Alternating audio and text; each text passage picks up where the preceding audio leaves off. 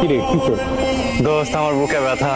বস কি পিছে বা কি আজব, আমি পিছে বুম কেন? তোর হসপিটাল নিতে না? এটা ভালোবাসার ব্যথা দোস্ত। কই যাস? ভয় পাওয়ার কিছু নেই, আমি চোর ডাকাত ছিনতাইকারী কিছুই না। বিশ্বাস করেন, তাকে দেখার পরে আমার বুকে ব্যথা শুরু হয়ে গেছে। এখন পর্যন্ত আমার জীবনে মানে আমার লাইফে আমি যত মেয়ে দেখছি আমার কোনোদিন ব্যথা হয় নাই। তাহলে আপনি ডাক্তার দেখান।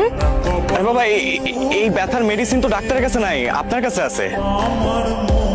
আরে কি করছেন আপনি? আমি অয়ন, নাম্বারটা সেভ করে দিলাম। আপনার যদি কোনোদিন মনে হয় যে আপনি আমার ব্যথার মেডিসিন দিবেন, তাহলে আমাকে একটা ফোন দিন। আচ্ছা, ফোন দেওয়া লাগবে না, মিস কল দিন, আমি কল ব্যাক করবো। আমি তমা। আপনার বুকে ব্যথা এখনো আছে নাকি চলে গেছে? আছে, ব্যথা আছে, অনেক ব্যথা। তো মিস্টার অয়ন, আপনি ব্যথা কি কমাতে চান নাকি ব্যথা নিয়ে বাকি জীবন কাটাতে চান? কমাতে চাই। তাহলে আমি একটা অ্যাড্রেস SMS করে দিচ্ছি, 1 ঘন্টা পর এখানে চলে আসবেন।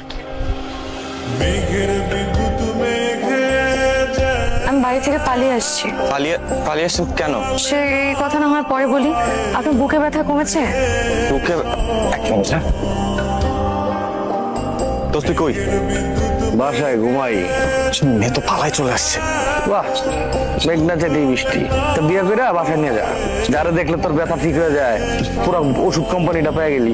ভালো না, বাসা থেকে রাগ করে বের হয়ে এসছি। কিচ্ছু হইব না, এই মায়া নিয়ে গেলে বাসার সবাই তোর উপরে খুশি হয়, ওটা আরো তোর পুরস্কৃত করবো। আচ্ছা ঠিক আছে, আসেন। কোথায় যাচ্ছি? ওঠেন, তারপর বলতেছি, আসেন। আসসালামু আলাইকুম।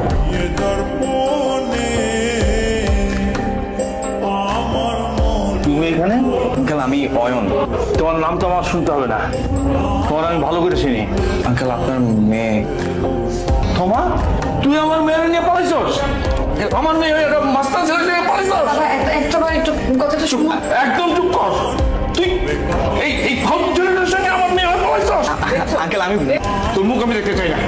যা, এই বাড়ির দরজা আজ থেকে তোর জন্য বন্ধ। যা, কথাটা একটু শোনেন। একটা কথা আমি শুনতে চাই না।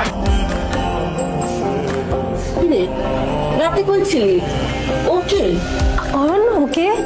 ভাবি, ও তমা। আজকেই পরিচয় আমাদের, কয়টা দিন আমাদের বাসায় থাকবে আর কি। বাহ, একদিনের পরিচয় তুমি একটা মেয়েকে রাস্তা থেকে বাসায় নিয়ে আসছো? এই, এটা কি সরাইখানা পাইছো?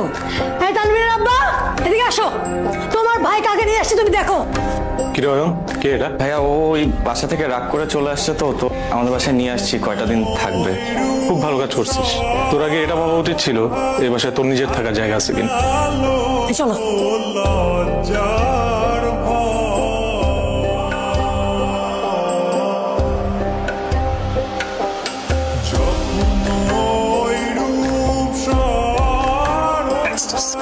আমাদের ফ্রেন্ডস দিয়ে করলাম আজকাল একটা কোনো রকম কাটাও।